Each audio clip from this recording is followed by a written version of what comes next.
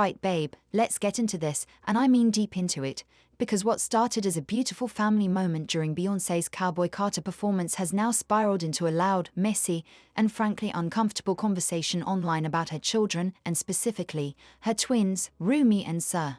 So here's how it all began. During Beyoncé's show, she brought out her daughter Rumi on stage while performing Protect Her, a song she specifically dedicated to her kids. It was an emotional moment not just for Bey, but for everyone watching. Rumi, wearing her little outfit and full of charm, stepped out confidently and struck a pose by crossing her arms over her chest in a stance fans have now dubbed the protector pose. She was visibly joyful, smiling, bouncing, and even turned back for a warm hug from her mama near the end of the song. And let's not forget the way Beyoncé literally knelt down to sing to her daughter eye to eye. It was the kind of mother-daughter connection that leaves you tearing up. You could feel the love pouring off that stage. Meanwhile, Blue Ivy, who's been performing alongside her mom for a while now, once again proved she's a little superstar in the making. She joined Bey for tracks like America Has a Problem and Before I Let Go, and even performed a dance solo to Deja Vu, holding the stage with confidence and rhythm well beyond her years. The crowd went wild, and it was clear Beyoncé was proud of all three of her children. She even gave a heartfelt shout-out to her mother, Tina Knowles, who was in attendance, celebrating the success of her memoir Matriarch, which recently hit #1 on the New York Times bestsellers list. A true three-generation moment.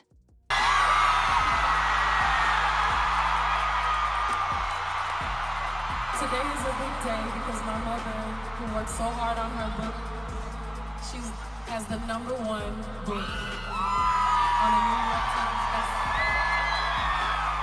Everybody please say, congratulations, Mama T. 1, 2, 3.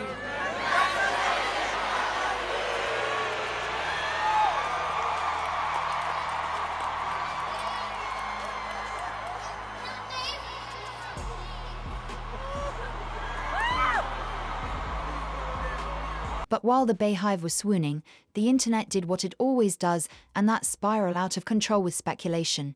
The second people noticed Sir Carter didn't come out on stage with the rest of the family, the rumors started flying. And not just casual questions, full-on assumptions and armchair diagnoses began popping up across TikTok, X, formerly Twitter, and fan forums. People began saying, with no evidence at all, that Sir must be worse off than Rumi, as in dealing with a more severe condition, which is why Beyoncé allegedly keeps him hidden from the public eye. Now let's pause for a second, because it's important to note that Sir was included in the show. Beyoncé shared baby pictures of him on the big screen during the visuals, along with photos of Rumi and Blue, and she even gave him a loving shout-out while acknowledging her entire crew at the end of the performance. But still, people ran with this narrative that Sir wasn't shown enough, and that there must be a reason. Things really hit a weird note when self-proclaimed experts on TikTok started dissecting Rumi's behavior during the show. They claimed her excitement, the giggling, jumping, waving, and smiling, were signs of autism or neurodivergence. Some accused her of stimming, based purely on her body language, with no understanding that she was literally just a happy child on stage in front of thousands, having a moment with her mom, like she was glowing with joy, and somehow that was pathologized. It didn't stop there. The rumor mill turned its focus back to Sir. People began digging up old clips and pointing out what they called red flags moments when he supposedly dragged one leg while walking, flapped his hands, stared at lights, or made repetitive movements.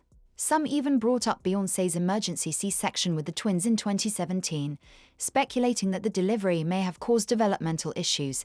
Again, zero confirmation from Beyoncé, no context from professionals, just internet gossip spun into full-blown medical claims.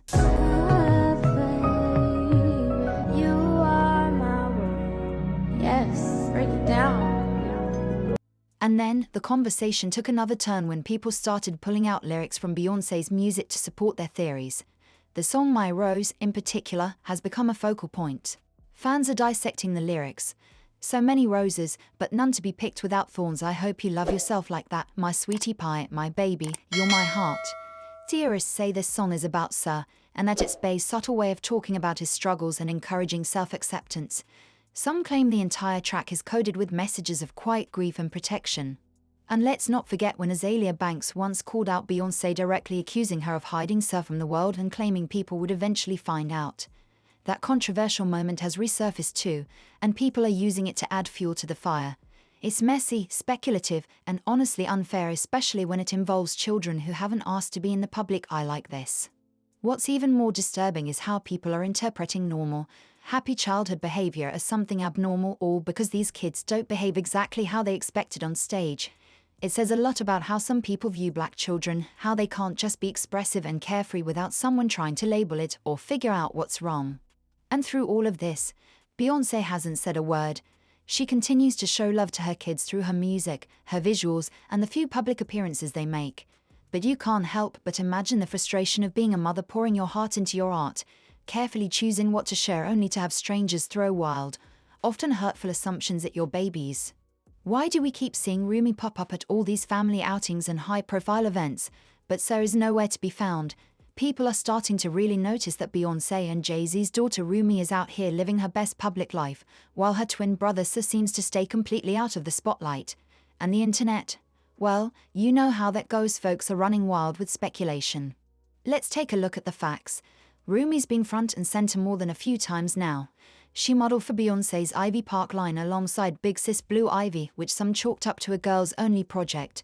But still, people can't help but ask, where was Sir? And even if the campaign was for the girls, why doesn't Jay-Z ever take him out for father-son activities? Whenever Jay is spotted out and about, he's almost always with either Blue, Rumi, or both. Case in point, he took Blue and Rumi to the 2024 Super Bowl, where they posed on the field like the ultimate cool fam. After Beyoncé's big Christmas halftime show, Blue was there doing her thing, and Rumi was seen backstage with the family hanging with Jay, Grandma Tina Knowles, and even Michelle Williams. They were all dressed in coordinated all-white outfits, matching the same vibe Bey and Blue had on stage. The twins are clearly growing up in the spotlight, well, one of them is. And that brings us to the Good Morning America interview Beyoncé did last December to promote Mufasa, the Lion King. Blue spoke alongside her mom during the segment Confident, composed, and Rumi made a cute little cameo at the end. But Sir, nowhere in sight. Naturally, fans started raising eyebrows again.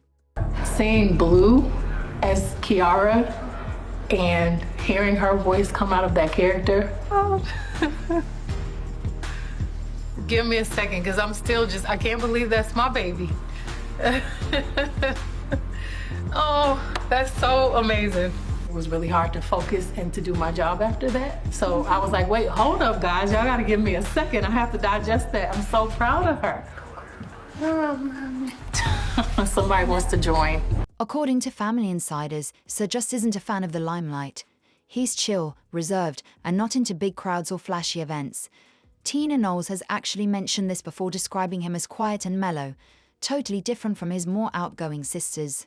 She's also said all the grandkids are artistic and creative in their own unique ways. They're just, they creative stuff. They're all artists, and how could they not be? But despite that, there's still a persistent belief online that Sir's absence might be linked to something deeper, possibly a medical or developmental condition that Beyoncé is choosing to keep private. Now that fans have finally seen Rumi up close on stage, jumping, waving, just radiating joy, some have started to wonder if she might also be on the spectrum, just in a milder way. And the conversations have gotten intense. People are saying, just because she's Beyoncé's daughter doesn't mean she's exempt from things like autism. And while that might sound harsh to some, others argue that talking about it openly could actually help destigmatize these kinds of conditions. Of course, Beyoncé has never addressed any of this publicly, not about Sir, not about Rumi. The only thing she's ever shared about their early days is how difficult her pregnancy was. She experienced severe preeclampsia and had to undergo an emergency C-section when one of the twins' heart rates kept dropping. She said it was one of the most physically and emotionally intense experiences of her life. Her weight shot up past 218 pounds. She had high blood pressure, and her recovery was long. She never said which baby had the heart issue, but rumors have always pointed to Sir. Some fans believe that those complications might have impacted his development more than Rumi's. Still, there's a big group of fans, especially in the Bayhive, who are pushing back hard against all this internet diagnosing. They say Rumi's appearance at the concert was pure magic. She was glowing, smiling from ear to ear, connecting with the crowd like a natural. That moment, for a lot of fans, wasn't just adorable, it was meaningful.